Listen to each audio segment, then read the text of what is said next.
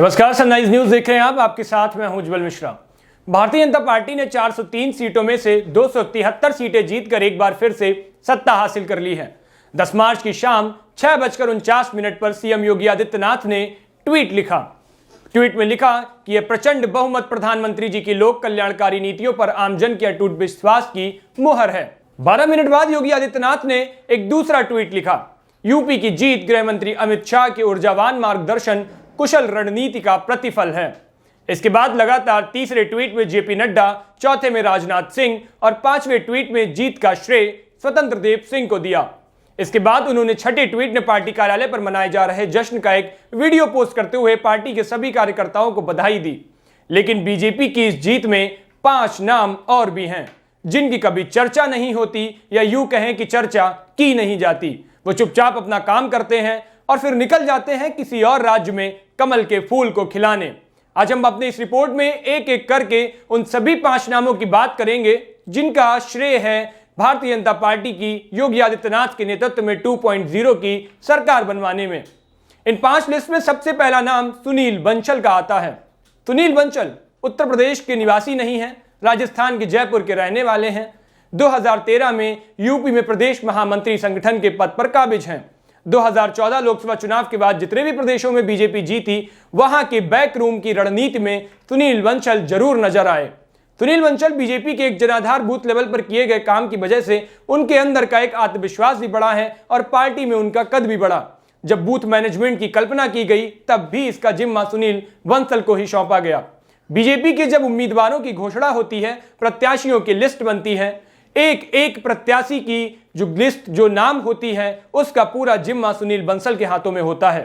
सुनील बंसल ने प्रत्याशियों के नामों की घोषणा से पहले उत्तर प्रदेश के अंदर एक सर्वे करवाया था।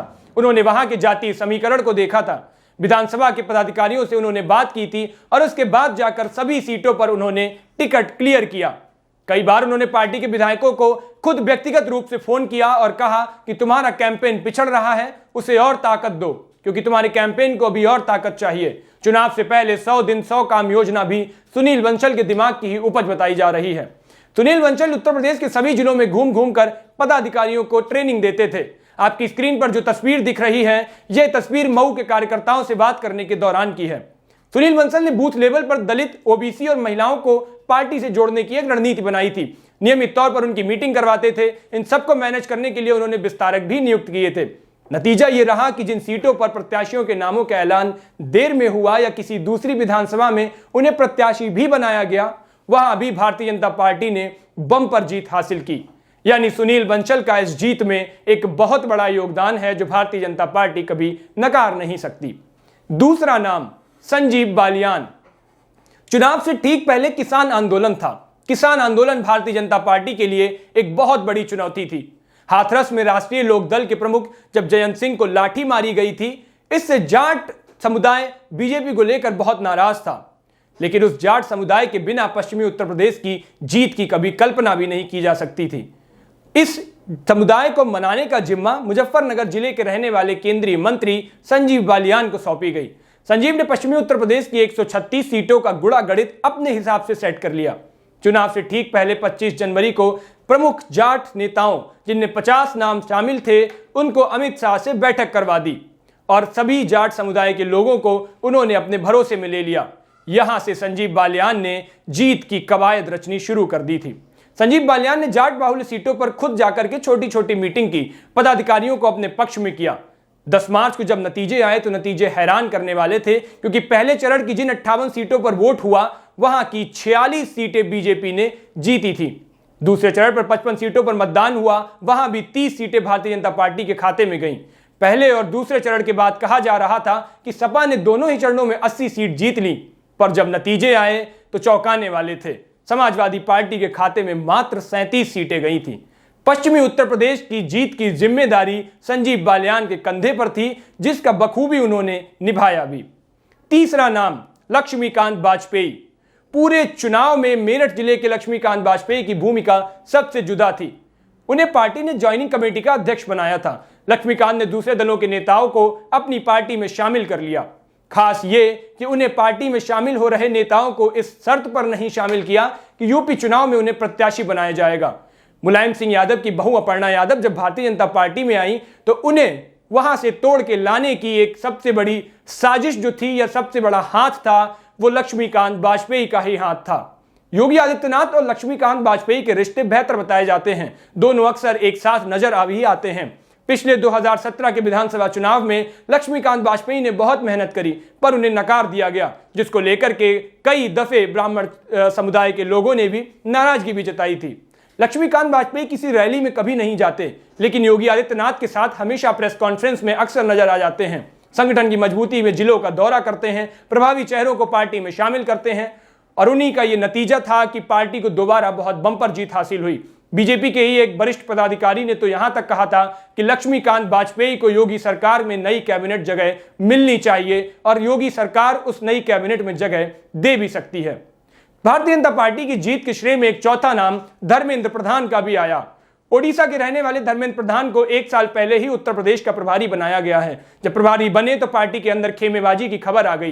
प्रधान ने खुद व्यक्तिगत तौर पर इसको खत्म किया। 2017 में सीएम योगी आदित्यनाथ जब मुख्यमंत्री बने तो डिप्टी सीएम केशव मौर्य के घर 22 जून 2021 को पहली बार गए, जब योगी आदित्यनाथ और केशव का आवास 5 कालिदास मार्ग पर स्थित है। सिर्फ एक आवास की दूरी है। इस मुलाकात के जरिए सब कुछ बेहतर है का जो संदेश दिया गया उसके पीछे धर्मेंद्र प्रधान को बताया गया और योगी आदित्यनाथ और केशव प्रसाद मौर्य की जोड़ी को भी उत्तर प्रदेश के अंदर कई दफे पेश किया जाता है। यूपी में जीत के बाद दिल्ली के बीजेपी मुख्यालय में जश्न मनाया गया। इस जश्न में प्रधानमंत्री नरेंद्र मोदी और अमित शाह के साथ धर्मेंद्र प्रधान भी वहां पर पहुंचे थे। धर्मेंद्र प्रधान को खुद प्रधानमंत्री नरेंद्र मोदी और उसके बाद अमित शाह ने उनको मुबारकबाद भी दी। धर्मेंद्र प्रधान यूपी के हर हिस्से में गए, माइक्रो मैनेजमेंट पर काम करने की एक रणनीति बनाई। काशी, गोरक्ष, अवध, कानपुर, बुंदेलखंड, ब्रज और पश्चिम क्षेत्र में प्रभारी भी धर्मेंद्र प्रधान ने ही इस बार तय किए थे। मैजिक 5 की शुरुआत हुई, यानी चुनाव में रणनीति से लेकर चुनाव के प्रबंधन तक जो भी जिम्मेदारी होगी एक क्षेत्र में 5 लोगों को नियुक्त किया जाएगा। इसकी प्लानिंग भी धर्मेंद्र प्रधान ने ही की थी। इस काम में धर्मेंद्र प्रधान के साथ बिहार के राधा मोहन सिंह भी लगे रहे और उसके बाद जो परिणाम आया वो चौंकाने वाला था। इनकी ये जो 5 मैजिक की जिम्मेदारी, जो 5 मैजिक की प्लानिंग थी वो सफल होती दिखी। 5वां नाम अंकित सिंह चंदेल। अयोध्या जिले के अंकित सिंह चंदेल उत्तर प्रदेश बीजेपी के सोशल मीडिया हेड हैं। कोरोना के चलते जब लोगों के बीच पहुंचकर प्रचार कर पाना मुश्किल था तब उन्होंने सोशल मीडिया के जरिए बीजेपी की उपलब्धियों और बातों को वहां तक पहुंचाया। बीजेपी की आईटी सेल की केंद्रीय टीम को गुड़गांव से लखनऊ शिफ्ट किया, किसानों से जुड़े पोस्ट की संख्या बढ़ा दी, ग्राफिक और वीडियो को व्हाट्सएप के जरिए लोगों तक पहुंचाया गया। यूपी चुनाव जीतने के बाद अंकित सिंह ने यह फोटो जो आपको स्क्रीन पर दिख रही है ये ट्वीट की थी और इसके बाद उन्होंने कहा था कि टीम की मेहनत रंग लाई है।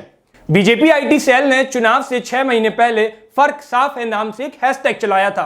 पूरे उत्तर प्रदेश में कई जगहों पर इसके पोस्टर और बैनर भी दिखे। बड़े बड़े पोस्टर बैनर में प्रधानमंत्री नरेंद्र मोदी और योगी आदित्यनाथ की तस्वीर साफ तौर पर नजर आती थी। इसके जरिए पुरानी सरकारों से योगी सरकार की तुलना की जाती थी। यह हैशटैग पूरे चुनाव भर बहुत पॉपुलर हुआ। इसके पीछे की रणनीतिकार अंकित सिंह ही हैं। इसके अलावा बीजेपी के नेता इस बार सोशल मीडिया पर सबसे ज्यादा एक्टिव दिखे, लाइव आकर लोगों के सामने अपनी बात रखी और यह पूरी मैनेजमेंट का हिस्सा भी अंकित के ही काम था और अंकित ने इसको बखूबी निभाया भी। ये अंकित ने ही कहा था कि अगर सभी प्रत्याशी, सभी नेता, सभी मंत्री, सभी बड़े चेहरे खुद सोशल मीडिया पर एक्टिव होकर के जनता से संवाद करें तो उत्तर प्रदेश में बीजेपी के हाथों एक बड़ी जीत लग सकती है। और अंकित का ये जो फैसला रहा वो सफल माना गया।